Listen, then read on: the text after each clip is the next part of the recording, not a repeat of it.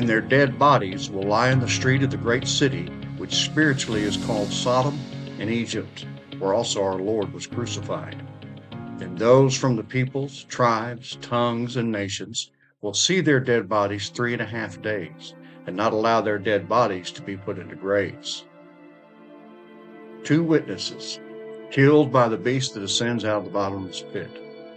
In part 16, I propose that this beast represents the carnal mind, the mind set on the flesh, or self, which Paul said is death.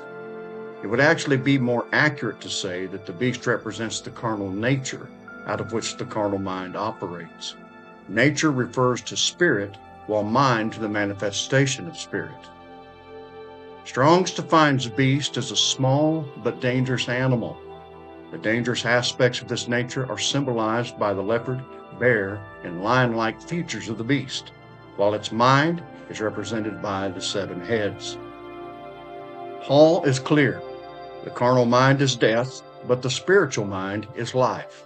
Exact opposites, completely opposed.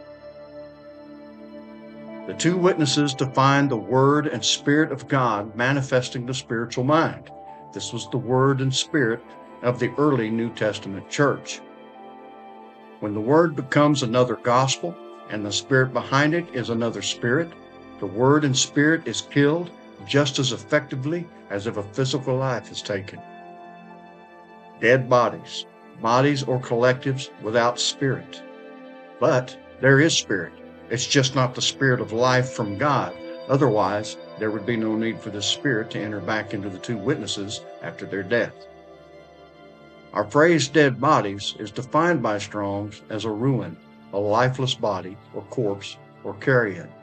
The same word is found in the following. For wherever the carcass is, there the eagles will be gathered together. This passage is better understood when we bring in the following words from Christ in Luke. Whoever seeks to preserve his life will lose it, but whoever loses his life will keep it. I tell you, in that night there will be 2 in one bed. One will be taken and the other left. There will be 2 women grinding together. One will be taken and the other left. And they said to him, Where, Lord? He said to them, Where the corpse is, there the vultures will gather. Here Jesus tells his disciples that those who seek to preserve their life will lose it and will be taken to where the corpse or dead body is. Jesus pronounced this same thing on the Pharisees, stating, See, your house is left to you desolate. The word desolate refers to a wilderness.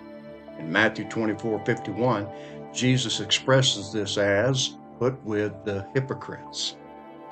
So, is it safe to say that dead bodies refer to those religious gatherings where self-denial is denied, replaced by a spirit and mind of self-aggrandizement?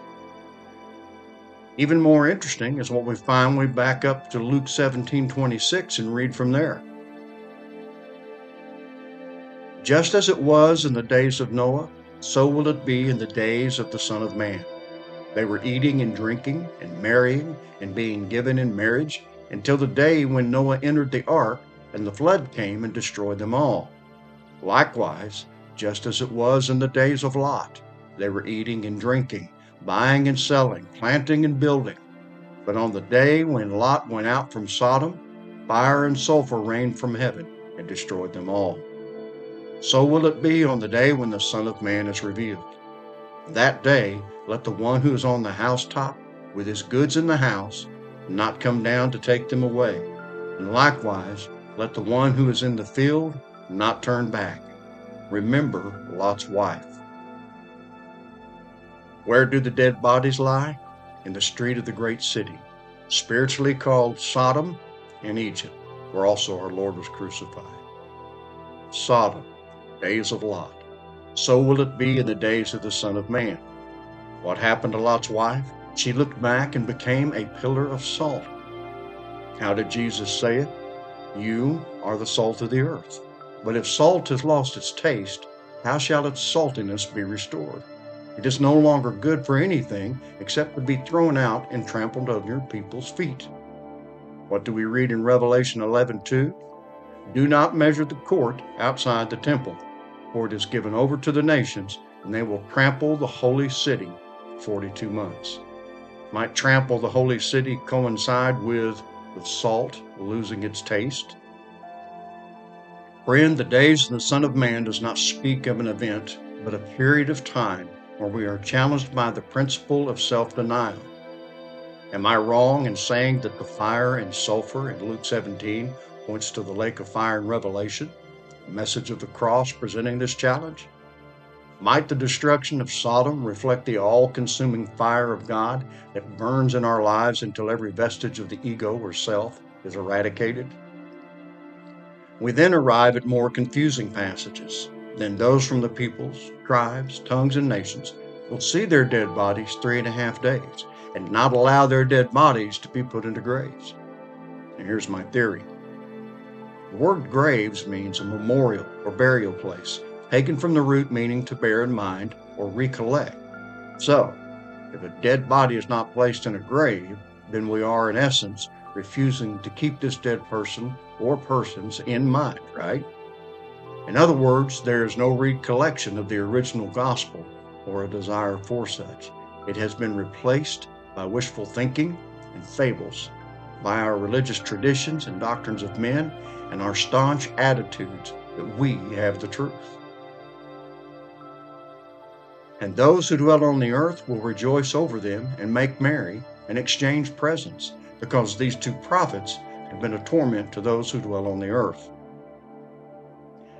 Our phrase, those who dwell on the earth, I believe it refers to carnal-mindedness. And torment, I've said it many times, selflessness torments selfishness. The spiritual mind torments the carnal mind.